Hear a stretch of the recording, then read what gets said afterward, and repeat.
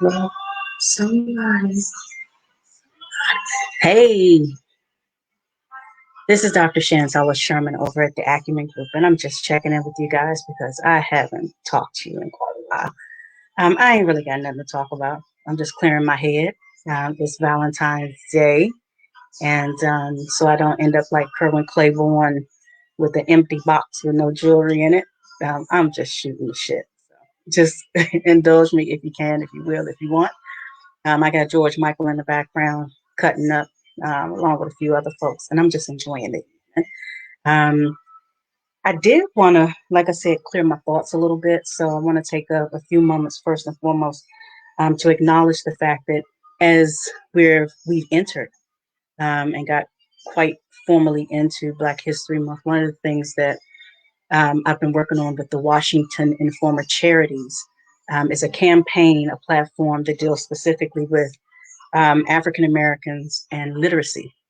And it's extremely important, especially with it being Black History Month, but as an ongoing um, courtesy, right, reasoning, that we understand clearly that just these adages about, if there's things that you don't want a Black person to find, put them in a book. Black people don't read. They don't take advantage of reading or printed material. We have got to get past that. And this Black History Month, and with this particular campaign with the Washington Informer Charities, I wanted to ensure that we understand as a people diasporically the importance of language, the importance of reading, and the importance of writing. Okay. And so one of the things that we deal with this campaign, we look at a lot of historical notes that I pulled together specifically that deal with things like anti-literacy legislation that came about uh, just as slavery was beginning in this country, but then continued throughout slavery. And you all know some of these things, like it's illegal for an African to be taught to read. It's illegal for someone to teach a Black person, an enslaved person, to read. But the other side of this is that it was also illegal for a free person of color to be taught to read or write. It was also illegal once slavery was over for Black people to be taught in schools. There was no formal public school system at this point. So what you have are Black people being taught to read and write in the basements or backyards of churches, very, very covertly, because it was still illegal for a Black person to be taught to read or write. And so you have to try and figure out what was so important about reading, having control of the language, having control of um, just having control of the tools necessary for full access and for citizenship. And so one of the things that we do with this campaign, we look at all of these different aspects of legal tender, things like all public libraries. They weren't just segregated. You could not enter a public library if you were a Black person. Once you were able to enter the library, there was a separate reading room for you in some instances. In almost all instances, you weren't allowed to check the books out.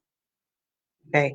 And so when you start to look personally as a historian, when I look at things where I'm starting to come up with all of these great discourses, these new books, these new histories that are coming out that are talking about all the great things that Black people have done and all this. The other thing is most of the text, most of the research is not being presented by Black scholars.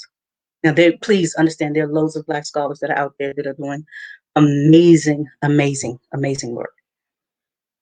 But there's a whole chasm of things that aren't being touched on, they aren't being discussed because literally Black people are not telling their stories.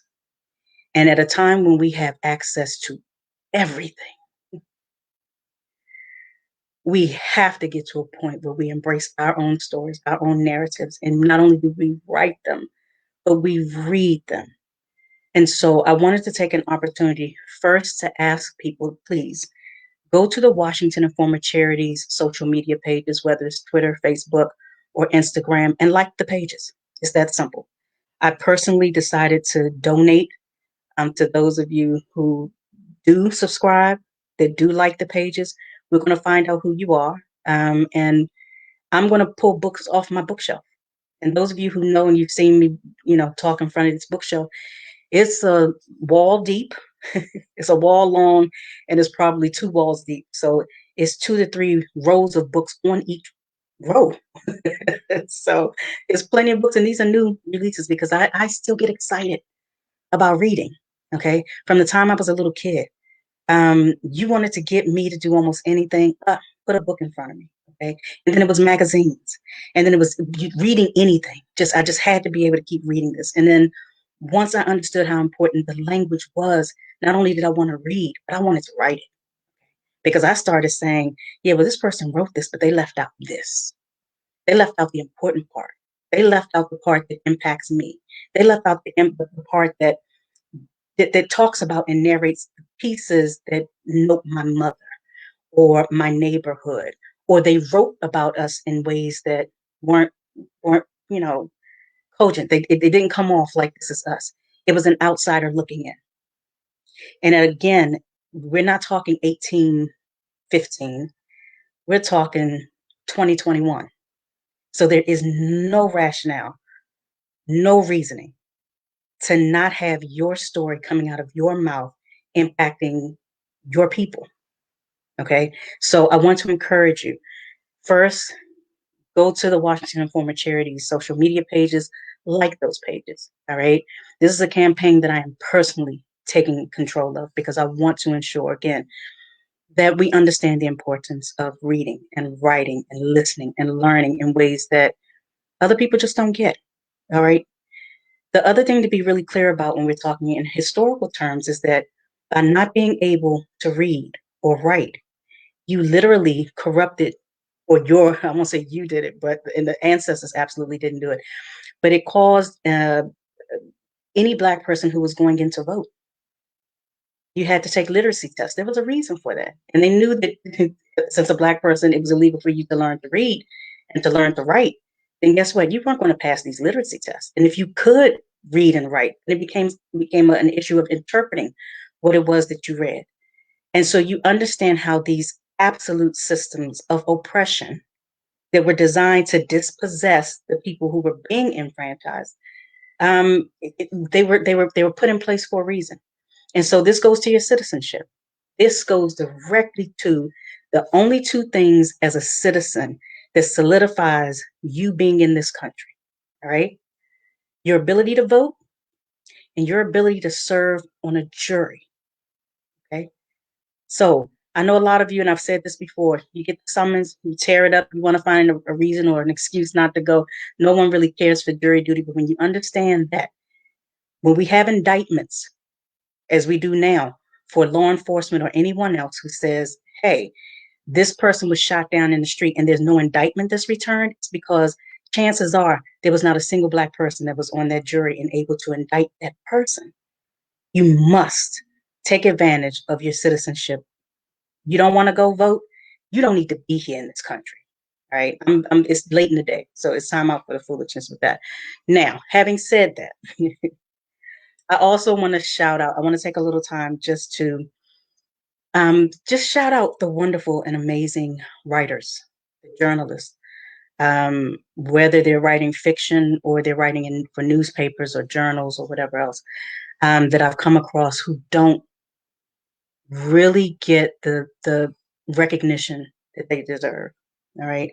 And there are a lot of folks who are out here as social scientists and historians, but also just as everyday people attempting to give you the stories that impact you most. They're digging in places where, quite frankly, sometimes it's dangerous to ensure that you have quality news that's fact based, that's it's not hearsay or conjecture or rumor, but it's concrete. And so a lot of times it's these journalists who they're not getting Pulitzers. In some instances, they're barely getting paid, but they do it because this is what we do as journalists. Even as a historian, I have a background in journalism, and no matter what I do or where I go, the journalist in me, the writer in me, is still um, constantly trying to get in and find those details and dig a little deeper and push those inquiries. And as Dr. Jeanette Jones would say, explicate it, pull it out, help other people to understand the importance of what it is that we're doing and why we're doing it and why this is important and why we need X, Y, and Z.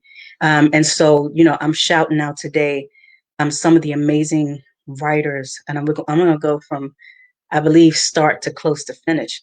Um, I would be remiss if I didn't start out by saying that Jackson State University in Jackson, Mississippi has had, in my opinion, one of the most stellar journalism programs in the world during the early 1990s when I was there. It was brilliant.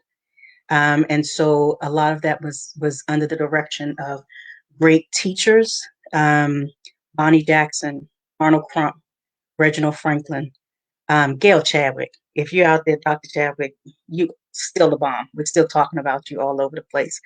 Um, Dr. Dare.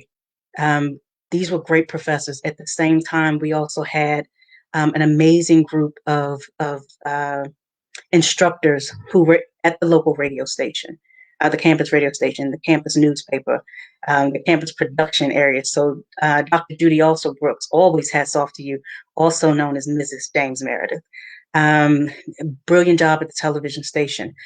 Sylvia Watley over at the Blue and White Flash. Tim Durr, who I always say every time it's time to do an Acumen production and it's time to do layout, or even at the Washington Informer doing layout and design.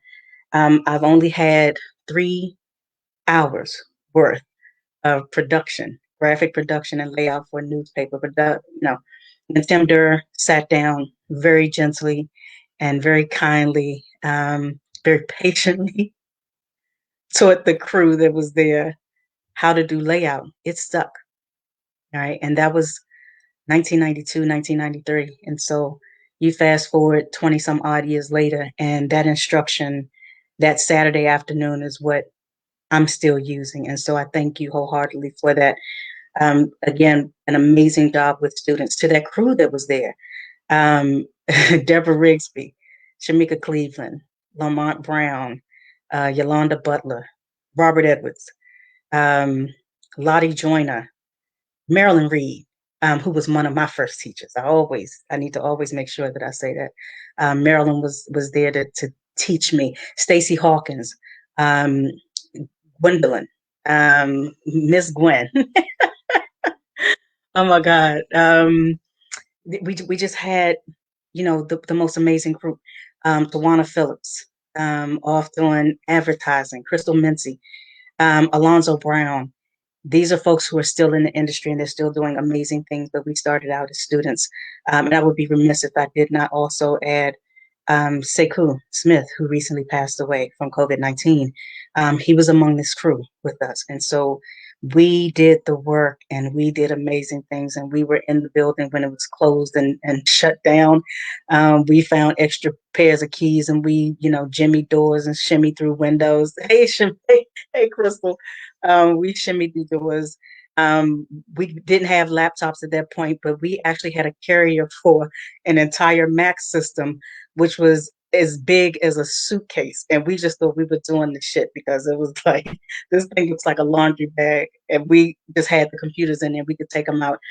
And again, I shout out the folks down at the radio station, Trudy Shepard, Bobby Walker, Larry McAdoo. Oh my God. We got cross training in every possible area of mass communications. And so moving along, the Mississippi Link did a great job as some of us left the Blue and White Flash and moved into what we consider to be real reporting off the campus.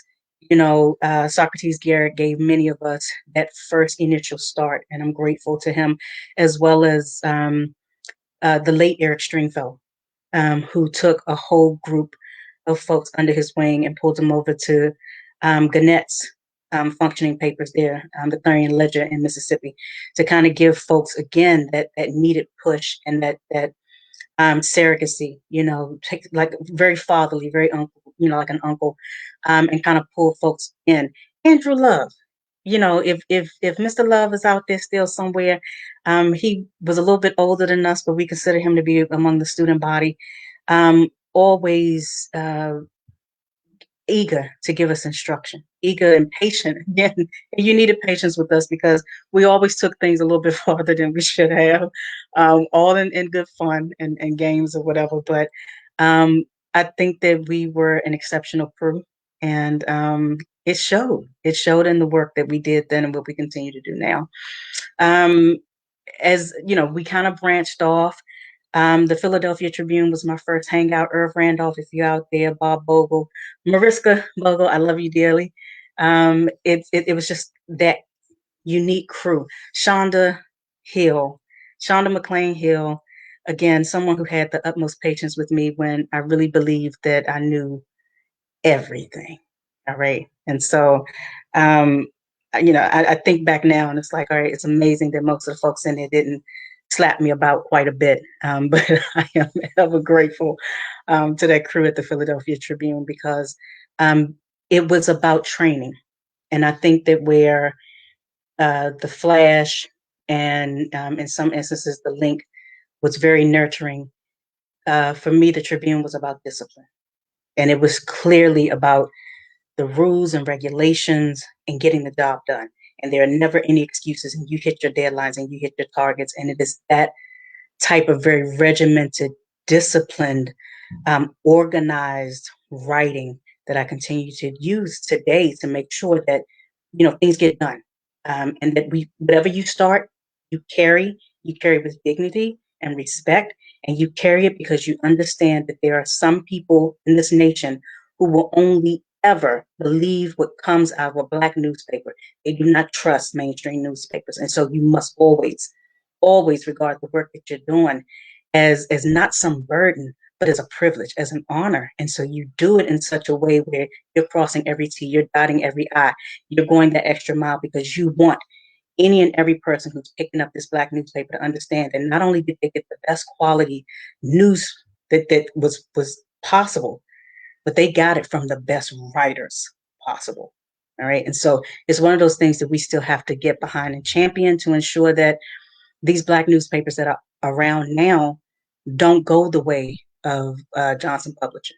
They don't go the way. We've had so many amazing Black newspapers and magazines who simply cannot function because they're not getting the support from the very people that they cover. All right. So shout out to American Legacy. Um, I always say that the Acumen magazine is the only African American history magazine in the country. That's not really true. All right. We do share that space and that honor. And I say that with the utmost humility with American Legacy, which I love to the heart.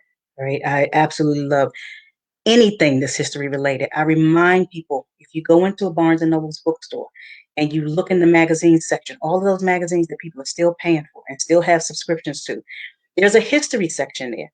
And when you get to the history section, I usually count, I went through one day, and on average, I'm getting between 85 and 110 magazines that are specifically history related.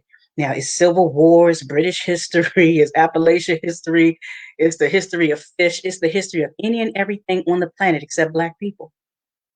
Nothing diasporic. I don't see African history. I don't see Caribbean history. I don't see any type of history that relates to Black people in any way, shape, fashion, or form. We do have American Legacy. We do have Acumen Magazine that's there. But even those won't be around if the people who need the information the most don't cherish it and understand that they need it on a day-to-day basis, on a moment-to-moment basis, so that they understand that what's past is prologue. Many of the things that you're dealing with right now, whether it's the pandemic, we had this once before, 100 years ago, okay? 1917, 18, and 20, all right? We did this before, all right? Whether it's the tyranny of a president who's losing it, we've had that before, okay? Perhaps not to that extent, but we've had it before, okay? And so when you think that you're trying to reinvent the wheel rather than looking at the very history that your great grandparents and coming forward, all of these generations of people, they experienced all of this. You don't have to go back and reinvent the wheel. You just need to talk to some elders and pick up a history book or two, or pick up a history magazine that's dedicated to your history to understand it's right here. Okay. It's right here. We have to do better. Bottom line. All right. Again, moving forward from the Philadelphia Tribune and their wonderful work, the Washington Informer, I think, has some of the most amazing writers on the planet. And I say that just understanding that not only are they my colleagues, but in many instances, they are my friends. They are family at this point. Calvin Rolark, in creating the Washington Informer back in the 1960s, he was very, very clear that this was a newspaper that was to promote positive news about Black people, because there is such a thing as a miscarriage of currency when it comes to your character. And so if every time you pick up a newspaper, I don't do Washington's homegrown mainstream paper, and I don't even get into a point of naming them for that reason. But growing up here, everything that was in that paper was about welfare queens, drug epidemics, just Black people being tragically Black. And that was not my experience. It wasn't the experience of my friends. And that crew from Amadon Elementary to Francis Junior High School to Wilson High School, we weren't tragically anything. Okay. We were living a very middle class, loving lifestyle with both of our parents there in working households, and having a great time and mixing and mingling with all manner of people and learning and loving and just being great. And so I didn't see that in the mainstream newspaper in DC, but I did find myself in the Washington Informer, and for that I'm ever grateful. The newspaper does not write crime stories. It never has, and it never will. So you won't read this paper and see this person shot at this age and this happened here and da, da, da. Everything is about prevention. It's about uplift. It's about passing on information, keeping people informed. It's not about, trying to get numbers where you're being slick and what bleeds leads. We don't do that. And I'm grateful I like saying we, because I'm still a part of that crew. And so from Calvin Rolark to his daughter, Denise Rolark Barnes, who continues as the publisher of the paper, Lafayette Barnes, her son, who now does The Bridge, which is a millennial offshoot of the Washington Informer, which is doing a great job right now. We need to make sure that we constantly, again, support these newspapers. The crew over at the Informer, many of the writers who have come through, to the late Denise W. Barnes, who was an editor for many years and did a fabulous job of ensuring, again, that every I was dotted and every T was crossed, every story was triple read, helped the paper get to a space where it was not just award-winning in Black circles, but award-winning in global circles. That needs to be noted. He's gone now. He's no longer at the paper, but Brian Young has to be one of the most dynamic graphic artists, graphic layout folks that you ever come across. And for the time I was there as an editor, we were lockstep when it came to making great covers and designs and layouts that hit home. And we called ourselves the dynamic duo, and we still are. And I look forward to an opportunity when the two of us can once again make that magic work, because you couldn't beat us. You couldn't stop us. I mean, everything was always just on point. And so, Brian, again, if you're looking for a graphic artist in the DC area, you find Brian Young, because that's the guy to go to. All right. The current crew, Dorothy Rowley. Whenever I think of the Informer, I think of this wonderful woman who's coming all the way from Richmond, Virginia, to cover education news and whatever else is needed. She's just on point.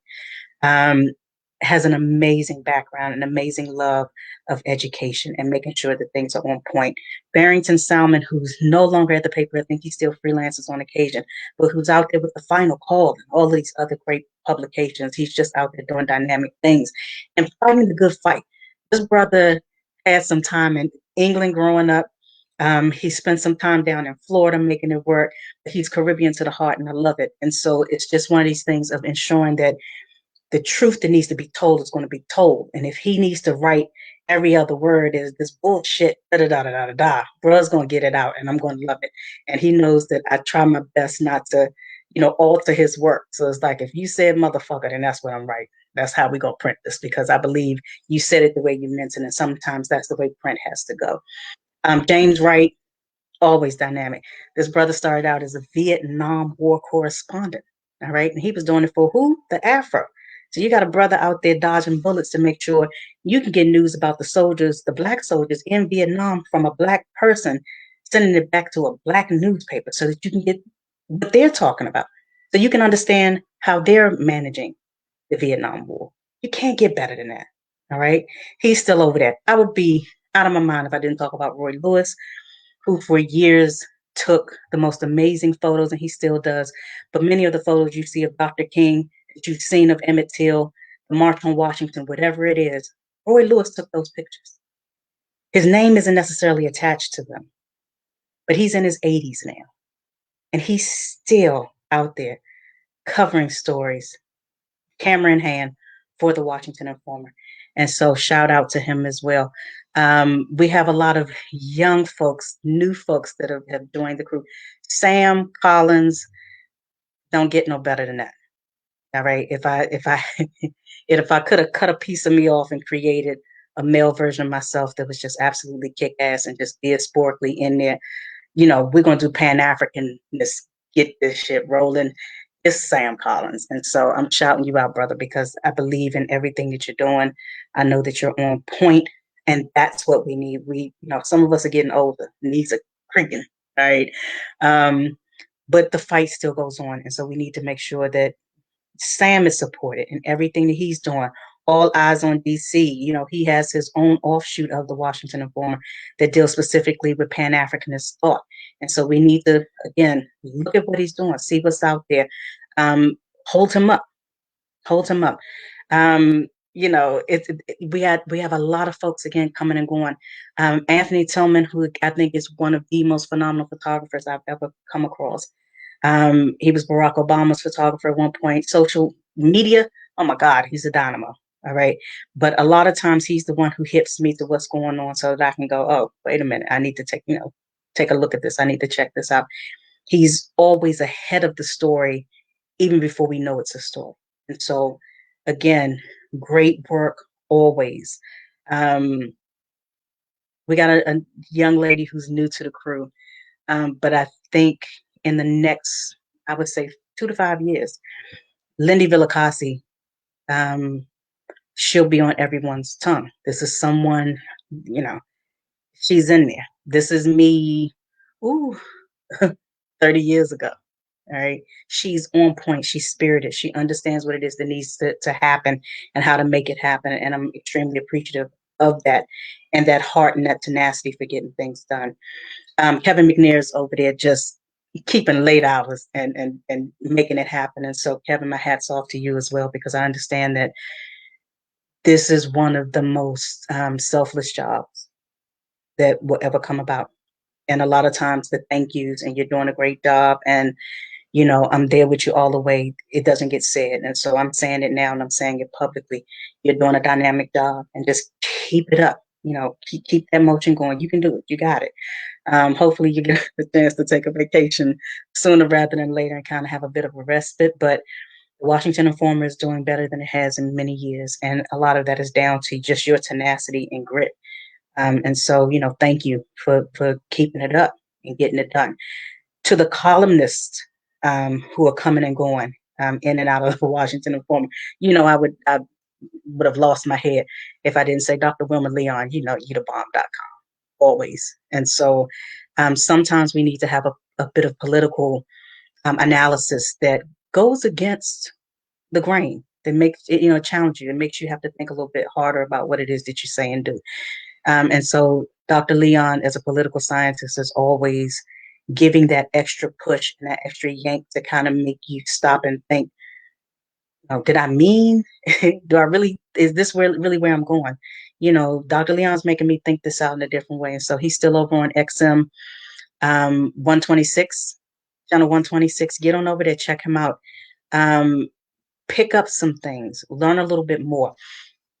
And again, as we go through, even as I'm looking at the different writers and all of that, I will also be um, remiss if I didn't talk about the folks who are currently holding up Acumen and then just holding up a lot of my eugenics research, because this is a time when everyone wants to know about eugenics, but it's a hard subject to broach if it's not something that you're used to. And so there are a few people who let me jump on, and I'll tell them, this isn't going to be an hour conversation. This may not be a 2 hour conversation. You may have to be in this for quite a while, or for a series of lectures and talks before you get it. But every now and again, I get these folks who are just amazing who say, Doc, come on and just you talking. As long as you talking, we listening and we're gonna work this out until people start falling asleep. And it's like, okay.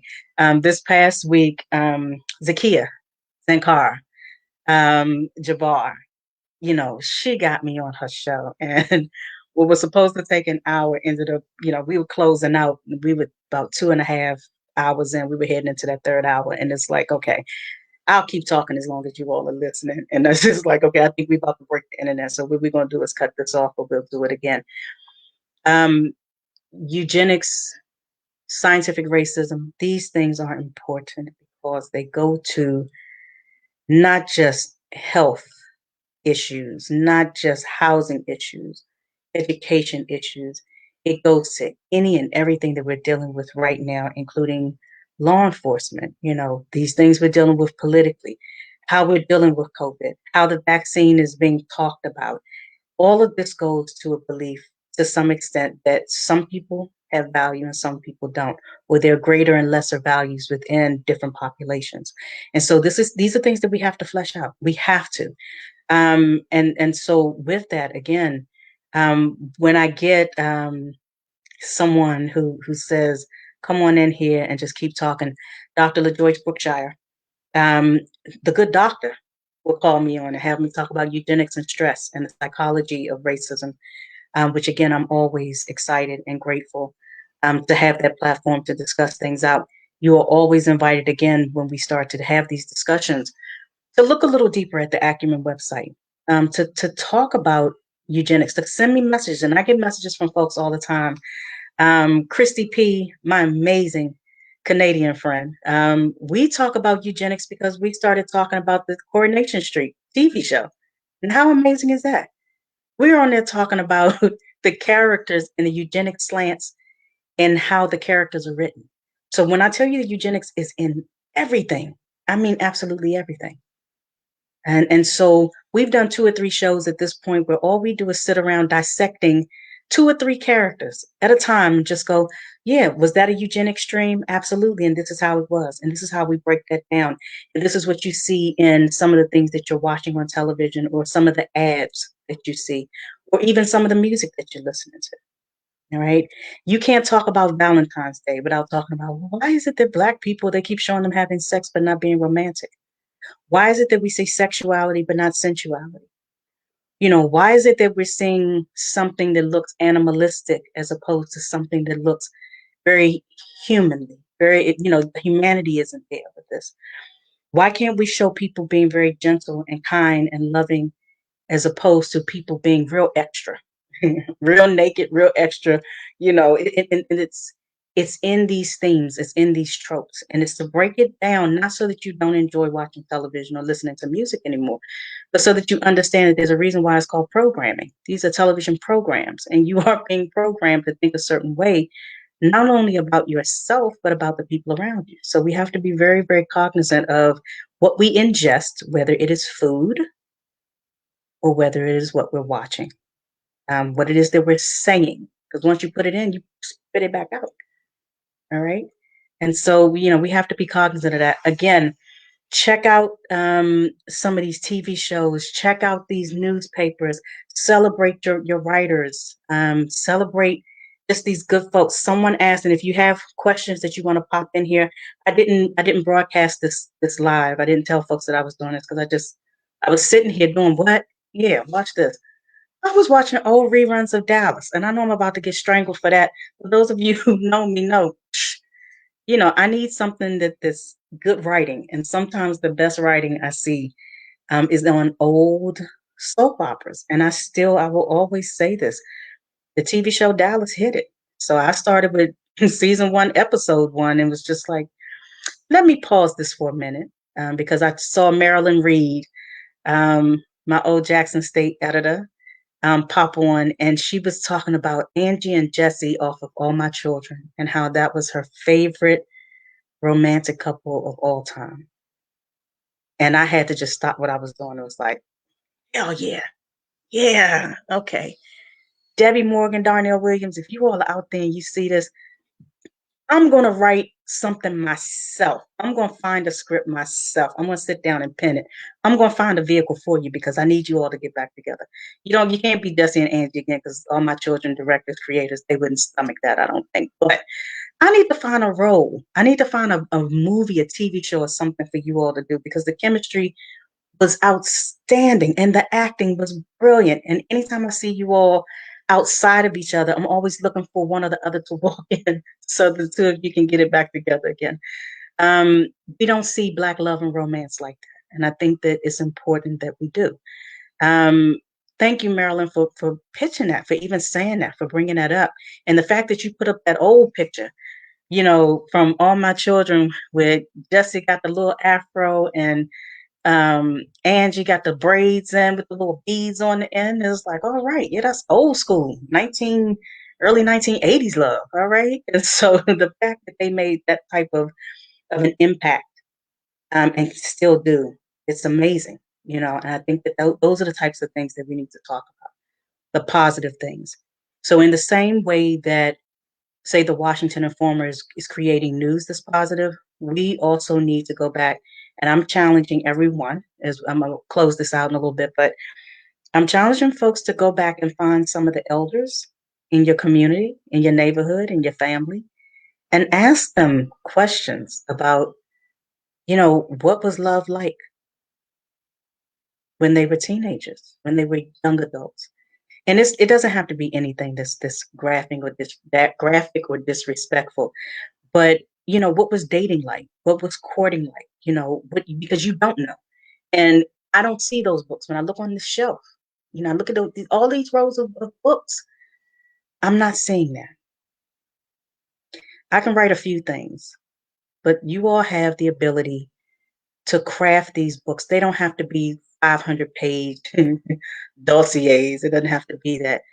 I'm willing to put my time and energy into helping you to create the novels, the plays, the narratives, anything that you need to find that is going to make this story about African Americans in this country and abroad, um, to fill in the gaps, to fill in these blanks, because right now, again, I have far too many people writing stories about us who don't really look like us and don't really know the bits and pieces behind it. And I'm going to bring this up just to make this point. The young lady with the Gorilla Glue. I'm doing this really briefly. I have the utmost compassion for her because, hey, we've all done things that seem a bit off if somebody else looks at it. We've all done things where, you kind of take a step back and go, did I do that? Okay, wait a minute. My thing was that this was something that could have cost her life, and it could still potentially cost her um, some bodily damage. Okay, Gorilla Glue is toxic, right? So she absolutely, whether she did it on purpose as a gag or she did it not understanding what would happen, the reality of it is it should not cost her life. And then when we started talking about the fact that when we deal with Black people in their hair, there's a whole bunch of stories that we don't talk about. We don't talk about the fact that Black folks do a lot of stuff with their bodies that, and white people may do them too. I'm not talking about white people today. This is just about us for just a minute. But when I was in Mississippi, it was nothing to have folks say, okay, I'm using WD-40 because on my knees, I'm spraying it on my knees because my knees are aching. And I'm like, that don't go on your knees. What you doing? I've known people that take a spoonful of Vicks Vapor Rub and swallow it. You can't swallow Vicks Vapor Rub. Okay, so There are all types of things that we do. And someone else brought up the fact that, you have Black people that use Monostat 7 in theirs and their kids' hair to regrow their edges or to cure what they believe is dandruff, which may be yeast related. That's the doctor didn't give you that for them. Okay. So, you know, there were right. There are all types of tales about um people who take baths in bleach because they've been told that it could potentially keep them from having venereal diseases. I'm not about to jump on this woman's back and ride her. We're not going to do that. All right. I'm grateful that the doctor was able to get this stuff out of her hair. I'm grateful that she appears to be on the road to recovery. I pray that it is not bothered with her immune system, or her vital organs or anything else. Because once again, this gets into your bloodstream. You don't know what it's doing. And the fact that her hair sutured down with this for more than 30 days, it's no telling what it did to her nervous system or anything else. We don't have a right to judge folks on the things that they do that we look at and go, okay, that was dumb. She was stupid. All these people doing memes and making fun and da-da. Get a grip on yourself. Literally, get a grip on yourself. All right. We're not going to do that. All right. There are too many of us who are still pondering. I'm not even trying to be funny. We making up cures with recipes that we saw on the internet. We're not gonna make fun of this shit. All right. We're not gonna do that. And so that's what got me. It was like you need to have a certain level of compassion for the fact that all of us have done things that have been not quite right. So it should not cost her, again, her health or her life. And gratefully, she's on the road to repair. Now, the brother that decided that she was hoaxing everybody and decided to use the the cup, and then he did gorilla glued the cup to his mouth and his nose, whatever. And he's at the doctor's office saying, now they made the doctor said they may have to cut off the top of his lips or the front of his lips or something. It's like, what? I'm not even gonna fool with you because you'll make me just tear up everything I just said. All right. But I don't have that same level of compassion for him because that right there was just damn stupid. All right. So if you've seen everything this girl got to go through and then you decide to put it on your lips and say, I was just gonna lick my lips to get the gorilla glue off of my lips, and now the cup is stuck to your lips. I'm not even doing that. All right. So just I hope you get better too, baby. But all right. And here's the thing, these aren't children. So someone sent a message and said, we have to warn our kids not to go on TikTok and start doing the Gorilla Glue challenge. Every person they've shown me so far is over 40, including this crazy Spanish brother, all right, being into it too, who put a whole thing of Gorilla Glue on his hand and then stuck it down the front of his pants as if he was going to do a hair wax. Right. I'm gonna let that sit there. So, y'all don't do dumb stuff. All right. I don't care if it's Black History Month, Women's History Month, just in general. Just cut the dumb shit out. I'm not even gonna be professional about that. It's late in the day. You're grown. All right. You're grown. Stop with the dumb stuff. All right. So I don't know what happened to the Spanish brother who got the gorilla glue down his pants, but hopefully he's all right as well. All right. So again, guys, please go out, read something good, find something good, read. Find something that's positive and uplifting. Again, there's plenty of books over here on the shelf. I got 2 or 3 copies of Tina Turner's book. It's interesting. She's talking about tips to having a positive and happy life, and a lot of it is good. She deals a lot with Buddhism, which those of you who know, at one point in my life when I lost my mind, you know, I converted to Buddhism for about 12 years, and so I'm reading the book now and I'm kind of going, yeah, I remember doing all of this stuff right here, sis, but won't be doing it again. It's some very positive tips in the book, though. So I recommend it. I'm going to tell you, don't change your faith. But some of the things that are in there, just about taking time out, learning how to read and register your own emotions, how to give yourself permission for being angry or for being upset or for being depressed, for feeling some type of way. is important. And so I think that as we continue to talk about, make sure you go to bed on time and drink plenty of water. You also need to get a better grip on your emotions while we're in the middle of whatever's going on across the globe right now, pandemic wise, race wise, inside your house wise, job wise, economically, whatever's going on. Mentally and emotionally, you need to make sure that you're kind of you're focused on that you're focused on being the best you could possibly be. Um, and if you need help, to seek help.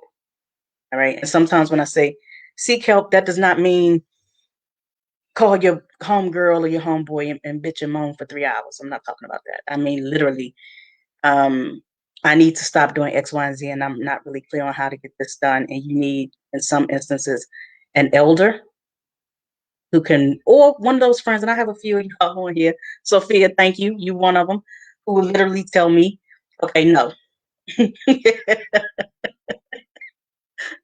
Stop, drop, roll. No, you're out of bounds, and that's not the other person. That's you. So you need those friends who will tell you, cut it out. Stop acting silly. Stop blaming other people. Be responsible for the stuff you need to be responsible for. Get your weight up. Stop, stop slow dragging. Stop procrastinating. You need those friends as well. All right. And so, to Dr. LaJoyce, yes, I am drinking plenty of water. Ta-da. Okay. This is just in the last half hour, so I'm steady guzzling. I'm good. Um, and she's literally go to bed. It's almost 10 o'clock. Yeah, I'm getting those messages and I'm listening. Thank you. All right. So you need those friends as well. If you're in need, that's one thing. But if you're not, you need to be the person who's helping someone else. And folks shouldn't have to come to you to tell you that they need help. I've been on the phone for the last 3 days, literally going through the contact list, checking on people. All right. Just because you haven't called me doesn't mean that I'm not thinking of you. And so sometimes you literally have to reach out. I just talked to Sylvia Watley again from the Blue and White Flash. I haven't spoken to her in years, and there was a lot to catch up on. And so it was literally like um, a glass of water coming out of the desert. I needed every bit of that. Be a bit of encouragement to other folks. Send people notes or emails or texts or however you want to do it, and remind them of the great job that they did with you. Let them know how they've encouraged you or they've inspired you. Send notes. That's important to people, especially since we aren't in contact with people the way that we normally would be. We can't go and have lunch, and we take these things for granted. But someone needs to know right now that they've been of benefit to you. And so, again, that's my purpose in shouting folks out. There are a few other people, Marilyn Moser, Marjorie Sherman, um, Jesse Smith. These are people who aeons ago just really got behind me. And instead of saying, oh, she talks too much, they said, sis, here's a pen and a piece of paper. Start writing it down. Those of you who've been under me and I'm tutoring you or lecturing you or trying to get you on point for writing, the first thing you'll have me to say is, I want to have conversations with you because how you write is how you talk. And that's Marilyn Moser talking to me as a 7-year-old. I was in second grade and I was a hell of a kid. All right. So I can say that with a big cheese. I was so dynamic that when I finished my work early, which I always did, and it was always correct, I went around the room and started helping the other kids until the teachers got so pissed off with my shit that they were like, you got to get out. I didn't get put out for being bad. I got put out for being that good. Okay. I'm taking every bit of that. Okay. And they finally had to come up with a scheme. Second grade, third grade, fourth grade. When I got finished with my work, I was to report directly to the library and Marilyn Moser, who gave me an informal job reclassifying what? The card catalog. Those of you not old enough to know what the card catalog is, it's a paper internet. Okay. So I'm in there getting the codes right, reshelving books, and loved every minute. For those of you who have kids and they're young, instill that love of books in them because it is a passport to their minds. It will open up things long before they ever get an actual passport and are able to travel mentally and emotionally. It just opens up everything, and the possibilities become endless. So I know Sophia with Maraway. Thank you. Baby Maraway, I know she, you said she doesn't need this, that, and the other to get her books. Exactly. All right. That's where we are with things. Get them books. Get them books because, again, being able to read, being able to write, being able to document what it is that your life is about and the lives of the people around you, that's it. When I was taking historiography classes at the University of Nebraska, shout out, all right? Go Big Red, Sophia, don't start no mess. Um, One of the things that comes up constantly is that the reasons why some people are considered to be savages, lesser than, and all of this is usually based upon one thing. There is no written word. And I always say, of course, the word is written, it's just not written in English the way you can understand it. There are plenty of people who write, and the writing, the alphabets, the numbers, all of this, they look like symbols to you. They look like pictures to you. So what are you doing? You disregard what it is that you're seeing because you don't recognize it as words or language. And so I would go in and say, I love oral narratives. I love oral history. And I was told, hmm, but you can't trust the word of the folks you're getting the information from. So if it's not written, in many scholars' minds, it does not count. So, what better way to get the information from George Another Corn? Sophia, if you don't shut up, I swear to God, you can't do that even in the comments, man. What better way to get the narratives of that need to have their stories told? What better way of getting it from their mouths and from their minds and from their experiences than to have you document it, write it down, and then print it? And in an age where this phone becomes a camera, come on. You don't need a studio. In an era where I'm saying the typewriter, the laptop becomes how you record, how you document, how you type, how you store information, and then how you produce a book on your own and send it over there to um, Amazon Kindle printing, direct printing. What is stopping you from putting these stories in print and making sure that they imprint the lives of the people today and those who come behind you? So I've talked to a number of you privately, and so I'm doing this again publicly. For those of you who I've named and those of you who know, you know that you're on that list. You've been through this trajectory of um, all of these professional settings, whether it's the Blue and White Flash, the Mississippi Link, the Philadelphia Tribune, going straight through the Washington Informer, the Afro. If you know that we've had some type of connection at any point, also understand that Acumen, my magazine, mine, all right, you always have a standing offer and opportunity as a guest editor anytime you want it. That's 48 pages every month. You let me know when you want to do it and you write the stories. You tell me what you want in it. I'll make sure that you have everything that you need. But writers write. They don't necessarily have to have a magazine. They don't necessarily have to have a job at a newspaper. Writers write because that's what you do. It's like breathing. You don't forget to breathe. You don't forget to eat. You don't forget to sleep. And you don't forget to write. And it's that important. All right. So, having said that, all right, you all have stuck it out for almost an hour. If you have questions, put them in the comments. Sophia, please stop banking at me to say something ignorant because I'm not going to do it. Um, Post a question. Let me know what you're talking about. Otherwise, we'll close this off at exactly 1 hour, just so I can say that I hit my target. But we're at 54 minutes. Other than that, I'm just getting ribbed over here about Dallas. I don't care if you don't like JR and them, and I got my Kenny Rogers t-shirt on too. I ain't worrying about y'all. All right, that's what you call style and class that you don't understand.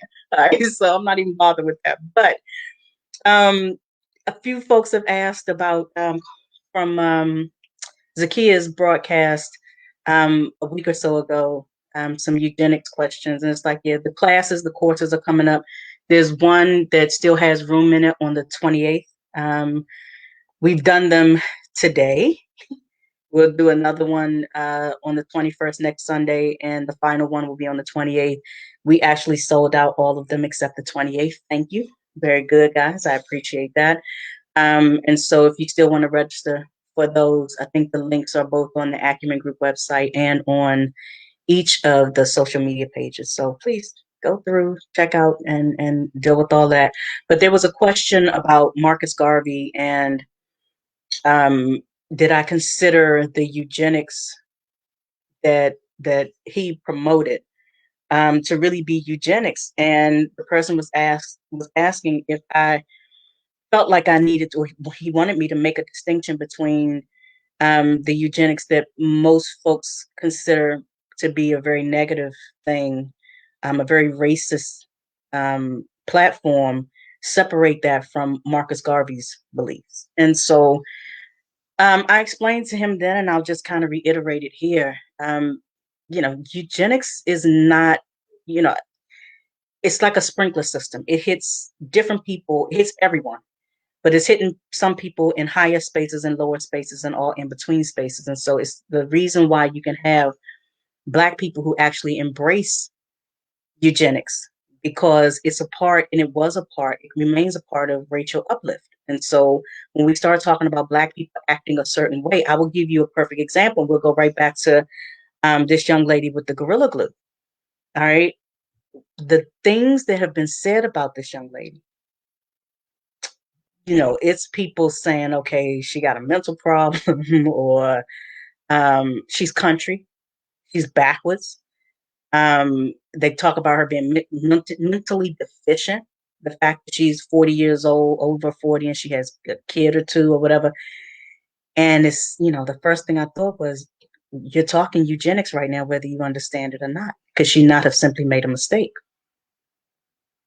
If you're prepared to castigate her and say that whatever happened to her is at her detriment because she quote unquote stupid, backwards, she country, that's a eugenic thing. It's a eugenic stream of consciousness, and you have to be really, really careful with stuff like that. I just talked about the fact that I bought some what I thought was a Vino lotion, and it turned out to be a Vino body wash. I'm trying to figure out why the hell was this lotion. I'm ready to take it back to the store and curse somebody out. Like, it's ice on the ground. And I got the wrong Vino. This stuff costs $18. Are you dumb? Only to look at the label and go, oh, picked up the wrong thing. I can read, but I was in a hurry. Accidents happen. People make mistakes. So we don't get to do that. When it comes to Marcus Garvey, I would say go back and check out the fight, the ongoing, really nasty, visceral fight that was going on between he and W.E.B. Du Bois. And when you look at the language of it, it is strictly eugenic. Du Bois talks about Garvey's father being a ne'er-do-well, which is a eugenic term for basically saying he was a degenerate.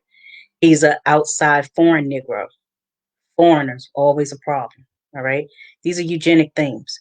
Backwoods country. He's from the Caribbean. And so these folks are like savages. They're not like the American Negro. All these things were being said. All right. The reason why the FBI got a hold of Garvey in the first place is because W.E.B. Du Bois and the crew that he had over there sent a letter to the FBI that said, this man is more dangerous than the Ku Klux Klan. All right. At the same time, for every time the ball was hit into Garvey's net, Garvey hit it back. He went over the net, Garvey hit it back. And he was saying things like, this man is marginal, meaning he's mixed race. You can't trust him because you can't tell where his allegiance and his loyalty is. Is it to the whiteness of his genes or the blackness in his genes? So he has an impurity issue based on the fact that he can't be trusted. He's marginal in everything he does, and he can't be trusted. So this language again goes back and forth. And the fact that you have people that would side on either side of Garvey or Du Bois, just this whole back and forth tenor, white people weren't even in that conversation. This was strictly between and amongst Black people. And you had an entire nation of Black people who took sides in this debate. And it wasn't even just this nasty, visceral, both of them had newspapers and productions and publications. And so they used the space that they had to malign one another. We will never, ever agree collectively. So get over it. What you need to learn how to do is respect each other and figure out what the end game is. If the end game is for all of us to do well, to have healthy children and healthy environments and great jobs and morally be upstanding and all of these things, then we work towards that end, and all of the things that are in between, you give people a pass on. It's really not your business. It's just put your focus where your focus should be. And if the end game is over here, then that's what you work towards. All right. We are officially at that hour. So if there's nothing further, guys, thank you for just letting me sit here and run off at the mouth with you. I'm going to keep this on Acumen's page just so folks can, if you have some other things that you want to add to it, please do. Sophia, go find something to do. And do not call me when this is over. Lindy, thank you so much for jumping in. I appreciate that. Crystal, it's great having you on here always. And for each of you, remember, you have a guest editorship sitting here when and if you decide to take advantage of it. If you have additional questions, hit me back and share this with whoever you think might benefit from it. All right. That said, be blessed. I'm getting ready to go back over here and finish watching Sue Ellen and Cliff have an affair in 1978 Dallas. Thank you. Bye.